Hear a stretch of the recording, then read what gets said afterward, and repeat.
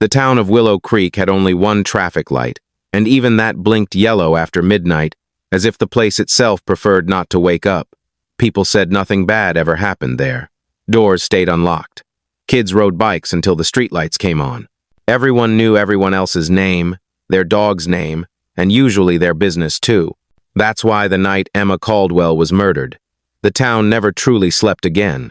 Emma was 29, a school librarian with a soft voice and a habit of remembering what every child liked to read.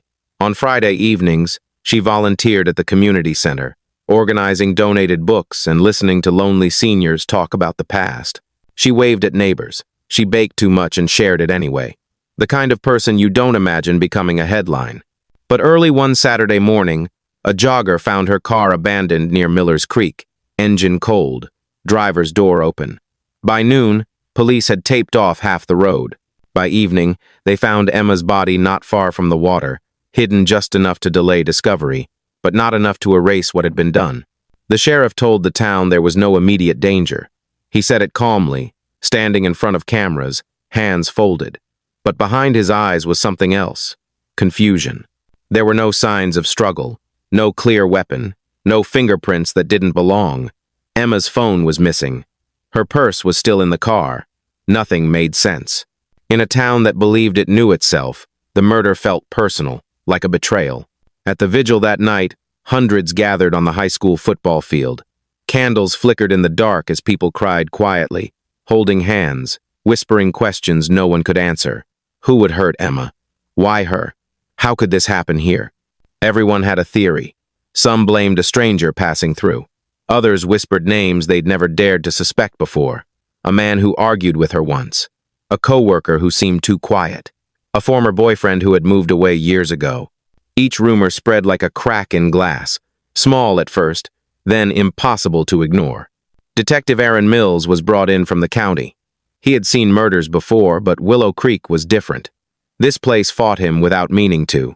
People wanted answers, but they also wanted their town back, and those two desires don't always agree. Witnesses forgot details. Timelines shifted. Fear made memories unreliable. Weeks turned into months. The case stalled. Emma's parents stayed in their house with the lights on all night.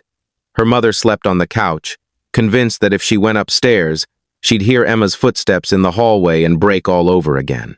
Her father began walking the same route Emma used to take after work, every evening at sunset, as if retracing her steps might somehow explain where things went wrong. Then, nearly a year later, something unexpected happened. A local teenager named Lucas turned in an old phone he'd found while fishing near Miller's Creek. It was scratched, water damaged, barely functional, but the serial number matched Emma's. Hope surged through the town like electricity. Forensic teams worked for days. They recovered fragments of data, partial texts, corrupted images, a voicemail that cut off halfway through. In it, Emma's voice sounded calm, but uneasy. She mentioned meeting someone she trusted, someone who needed help. The words shattered the stranger theory. This wasn't random, but still, no suspect emerged. The person she met had planned carefully, leaving nothing behind but questions. No DNA, no witnesses, no confession. The case returned to silence, heavier than before, because now everyone knew the truth was close, yet unreachable. Years passed. The football field grass grew back. The traffic light kept blinking. New families moved in who only knew Emma as a story, a warning, a shadow. But those who remembered her never stopped feeling the absence. Her favorite reading chair stayed empty at the library. Her name stayed on a plaque no one dusted anymore because it hurt too much to touch. And then, one winter morning, Detective Mills received a letter with no return address. Inside was a single sentence typed, not handwritten. "I think about her every day." That was all. The letter led nowhere. No fingerprints. No postmark clue that mattered. Whoever sent it wanted to be seen but not caught. Wanted to confess without consequence. Wanted to carry the weight without facing justice. The town was furious. Then tired. Then quiet again. But something changed after that. People began talking differently about crime, about safety, about each other. Doors still closed at night now, but neighbors checked in more. The library started a program in Emma's name, teaching kids how to speak up when something feels wrong. The community center expanded its hours so no one had to walk home alone. Emma's parents stood at the opening ceremony, holding hands, smiling through tears. They didn't get justice in the way movies promise. There was no arrest, no courtroom moment, no final answer. But they saw something else. They saw a town that refused to let violence define it. In America, not every crime is solved. Not every story ends with handcuffs and closure. Sometimes the hardest truth is that evil can slip through even the smallest, kindest places. But what matters is what happens after.